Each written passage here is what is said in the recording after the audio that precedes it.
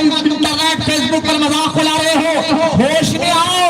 عقل تمہاری کہاں گئی ہے؟ کس کے بارے میں کہہ رہے ہو؟ کیا کہہ رہے ہو؟ جس خطبے میں میرے آقا کی شان کے مطابق آیتیں پڑھی گئی ہے، کیا قرآن میں جہاں ایاک نعبد و ایاک نستعین ہے، جس کا معنی یہ ہے اے اللہ ہم تیری عبادت کرتے ہیں، تجھ سے ہی مدد مانگتے ہیں، میں نے کہا آگے پڑھ کر بچوں کو بتا، اسی قرآن میں یہ بھی آیت ہے وَالضُّحَىٰ حبیب تیرے چہرے کی قسم، وَاللَّيْلِ حبیب تیرے زلفوں کی قسم، جہاں قرآن میں ایاک نعبد و ایاک نستعین کی آیت ہے، میں نے کہا آگے پڑھ کر ان بچوں کو بتا، اسی قرآن پاک میں اللہ تعالیٰ نے فرمایا اِنَّا أَعْطَيْنَاكَ الْكَوْثَرَ، حبیب ہم نے تمہیں بے شمار خوبیاں عطا فرمائی ہے، جہاں قرآن میں ایاک نعبد و ایاک نستعین ہے، اسی قرآن میں اللہ پاک نے یہ بھی تو فرمایا وَرَفَعْنَا لَكَ ذِكْرَكَ، حبیب ہم نے تیرے خاطر تیرے ذکر کو بلند کر دیا ہے۔ سبحان اللہ، سبحان اللہ۔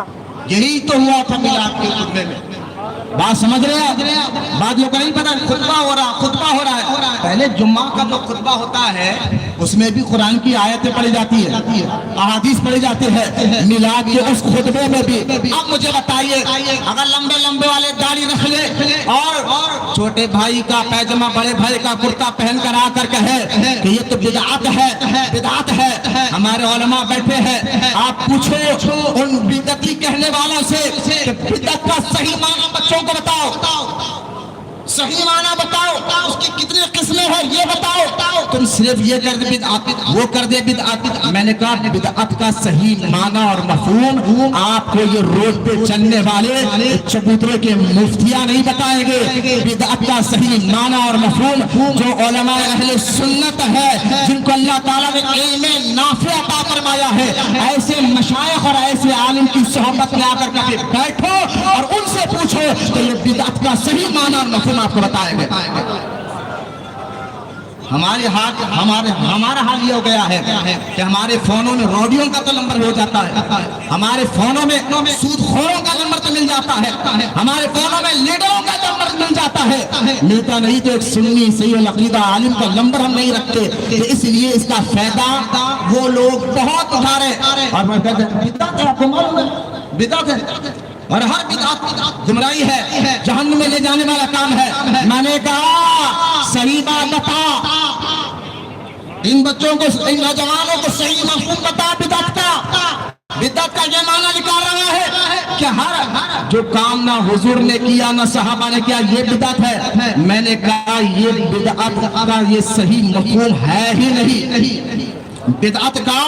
صحیح مفہوم ہے ہی نہیں۔ بولے نہیں حدیث پاک آپ نے پڑھی، بولے کون سی حدیث پاک؟ اللہ کے رسول علیہ السلام نے فرمایا جس نے دین میں نیا کام نکالا وہ بدعت ہے۔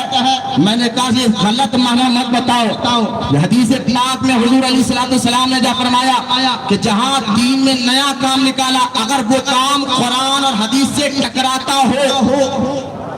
ایسا کام جس کام سے آسان لفظوں میں سمجھاتا ہوں، بدعت کی 5 قسمیں میں آپ کو کام بتاؤں، میں آپ کو بتاتا ہوں بدعت حسنہ، بدعت سیاہ، اچھی بدعت، بری بدعت، آسان عام فہم اردو میں آپ کو سمجھانے کی کوشش کر رہا ہوں۔ میں آپ کو یہ بتانا چاہتا ہوں بدعت کا صحیح مفہوم آپ ذہن میں رکھیں اور اپنے ایمان عقیدے کو بچائے، فتنوں کا دور ہے، فتنوں کا۔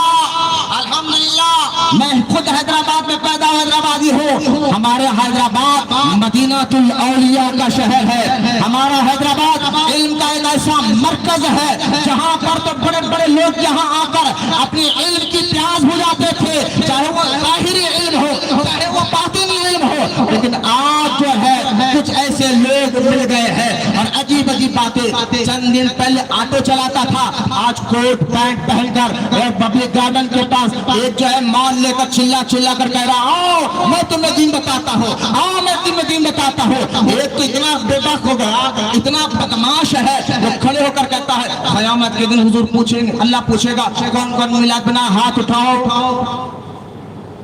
اس وقت میلاد والے تو ہاتھ اٹھائیں گے لیکن ابو بکر ہاتھ نہیں اٹھائیں گے، عمر ہاتھ نہیں اٹھائیں گے، عثمان ہاتھ نہیں اٹھائیں گے، علی